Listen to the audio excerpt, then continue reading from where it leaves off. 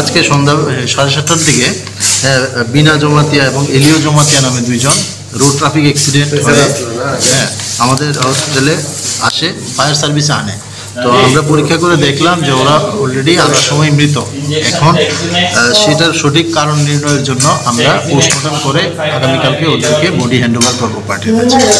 এখন স্যার কোন জায়গাতে রয়েছে স্যার দুইজনের? এখন আমাদের হসপিটালে মানে বডি দুইটা টেপানিয়া গোমতী জেলা হাসপাতালে। টেপানিয়া গোমতী জেলা হাসপাতালে। আর কি শোনা গেছে স্যার তাদের পরিবারের কাছ থেকে? এরকম তাদের পরিবারের কাছ থেকে শোনা গেছে যে তারা বার্থডে অনুষ্ঠান করে, দুইজন এলিও এবং বিনা সামনের বাইকে করে যাচ্ছিল এবং ওদের পিছনে ওদের আরও বন্ধুবান্ধব ছিল।